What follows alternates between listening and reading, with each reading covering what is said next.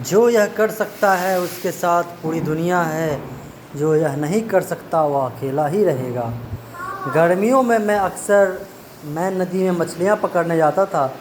व्यक्तिगत रूप से मुझे स्ट्रॉबेरी और क्रीम बहुत पसंद हैं, परंतु मैंने यह पाया कि किसी अजीब कारण से मछलियों को कीड़े पसंद थे। इसलिए जब मैं मछली पकड़ने जाता था तो मैं इस बात पर ध्यान नहीं देता था कि मुझे क्या पसंद है। मैं हुक में स्ट्रॉबेरी और क्रीम का चारा नहीं लगाता था।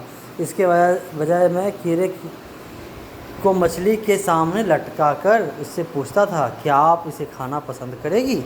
क्यों ना हम लोगों को आकर्षित करने के लिए भी इसी कॉमन सेंस का प्रयोग करें। यही ग्रेट ब्रिटेन के प्रधानमंत्री लॉर्ड जॉर्ज ने प्रथम विश्व युद्ध में जब किसी ने उनसे पूछा कि किस तरह सत्ता में बने रह पाए, जबकि युद्धकाल के दूसरे नेता विल्सन, ऑरलैंडो और क्लेमेयू भुला दिए गए, तो उन्होंने बड़ा अच्छा जवाब दिया।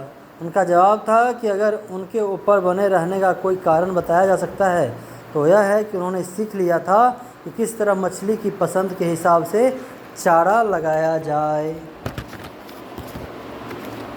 हम क्या चाहते हैं इस बारे में बात करने से क्या फ़ायदा? यह तो बचपना है, मूर्खता है।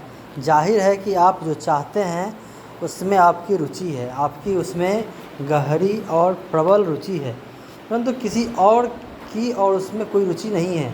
हम सभी आप ही की तरह हैं, हम सब अपने आप में रुचि लेते हैं। इसीलिए दुनिया में लोगों को प्रभावित करने का इकलौता तरीका यह है कि आप सामने वालों की इच्छा के हिसाब से बात करें तब और यह बताएं कि वह अपनी इच्छाओं को किस तरह पूरा कर सकता है। जब आप कल किसी से कोई काम करवाना चाहें तो इस बात को याद रखें। उदाहरण के तौर पर, अगर आप चाहते हैं कि आपके बच्चे सिगरेट पीना छोड़ दे तो आप उन्हें डांटिए मत, उन्हें भाषण मत दीजिए, यह मत बताइए कि आप क्या चाहते हैं। इसके बजाय बास्केटबॉल टीम में शामिल नहीं हो पाएंगे या एथलेटिक्स का कप नहीं जीत पाएंगे। चाहे आप बच्चों या के व्यवहार कर सक रहे हैं तो या मवेशियों या चिंपांजियों के साथ, आपको यह बात हमेशा याद रखनी चाहिए। उदाहरण के तौर पर, एक दिन वाल्डो एमर्सन और उनका पुत्र एक बछड़े को तबेले में ले जाने की कोशिश कर रहे थे, परंतु उन्होंने अपनी इच्छाओं के हिसाब से सोचने की आम गलती कर रही थी। एमर्सन धक्का दे रहे थे और उनका पुत्र खींच रहा था, परंतु अपनी इच्छा के बारे में सोच रहा था। इसीलिए उसने अपने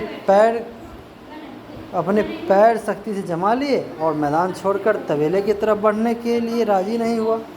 आयरसी नौकरानी ने यह दृश्य देखा। वह निबंध और पुस्तकें तो नहीं लिख सकती थी, परंतु कम से कम इस मौके पर उसमें एमर्सन से ज़्यादा कॉमन सेंस था।